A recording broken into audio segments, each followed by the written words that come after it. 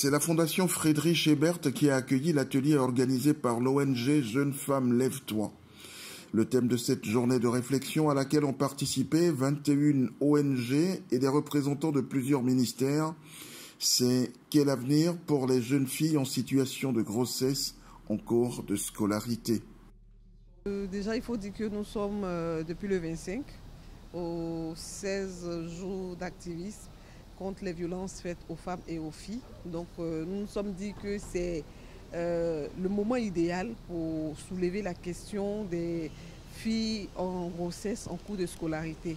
Parce que depuis un certain temps, beaucoup d'actions sont menées, mais au niveau des chiffres, on les compte toujours par milliers. Donc qu'est-ce que nous pouvons encore faire?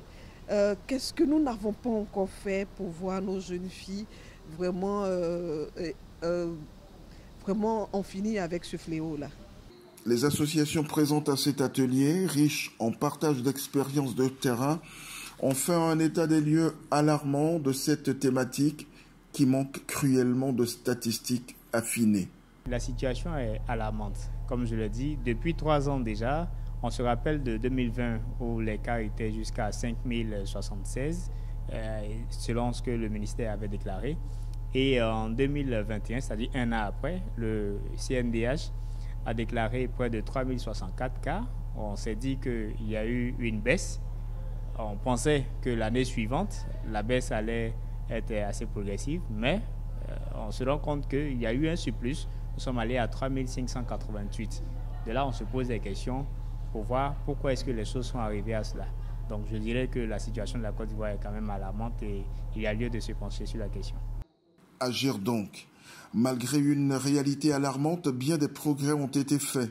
En effet, la loi protège mieux aujourd'hui la jeune fille et sur les enseignants souvent considérés jusque-là comme les premiers auteurs de ces grossesses, elle a un effet dissuasif très positif. Beaucoup d'améliorations, les progrès sont palpables et notables en termes de réduction des grossesses en milieu scolaire, dont les enseignants seraient auteurs.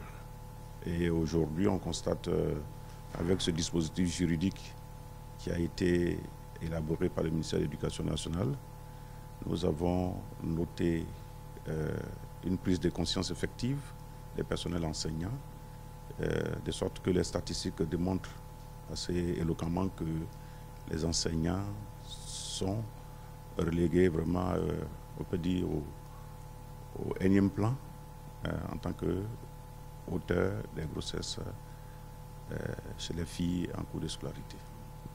À cette rencontre, les ONG ont exploré plusieurs pistes de solutions, entre autres offrir une éducation financière à la jeune fille, ce qui lui permettra d'entreprendre des activités génératrices de revenus.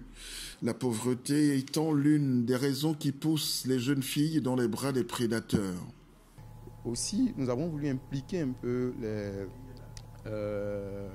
les organismes spécialisés, c'est-à-dire les formateurs spécialisés, pour pouvoir amener d'abord les jeunes filles à avoir une éducation financière, de sorte que la jeune fille, bénéficiant de revenus, peut créer des activités génératrices de revenus, de sorte à être indépendant, ne plus être une victime de ces prédateurs sexuels. Comment prévenir ces grossesses s'il y a une double urgence, un rôle plus vigilant des parents et une actualisation des contenus des cours d'éducation sexuelle? Il faut utiliser l'approche communautaire. Il faut aussi insérer dans le cursus scolaire des modules beaucoup plus à jour, détaillés de l'éducation sexuelle à l'école. Voilà, pour que les gens... Vous pensez qu'aujourd'hui, c'est plus le cas? Il y a des modules qui sont caduques, qui sont dépassés? Effectivement, les modules sont dépassés. Parce que généralement, lorsqu'on fait des enquêtes où on interroge des jeunes filles, déjà, quand on dit pourquoi est-ce que, par exemple, il faut éviter des grossesses scolaires, on parle d'abandon de cours, on parle de report d'année. Mais en fait, ce n'est pas seulement ça. Éduquer la jeune fille pour comprendre que dans un développement psychomoteur, physiologique, elle n'est pas encore apte à porter une grossesse parce qu'elle a un bassin immature. Et ces grossesses dans les milieux scolaires sont généralement des grossesses à risque. Mais cette épineuse question des grossesses des jeunes filles en cours de scolarité se pose-t-elle de la même façon selon qu'on est en zone rurale ou en zone urbaine?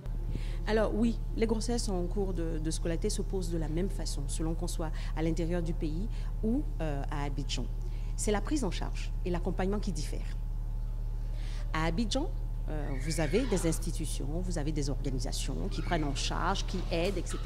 À l'intérieur du pays, à part le médico-social, à part les complexes socio-éducatifs, on n'a pas vraiment de dispositif d'accompagnement. Donc c'est la prise en charge qui diffère. Quelle suite donner maintenant aux conclusions de ces riches travaux, pourvu que toutes ces solutions ébauchées ne soient rangées dans les tiroirs de l'oubli?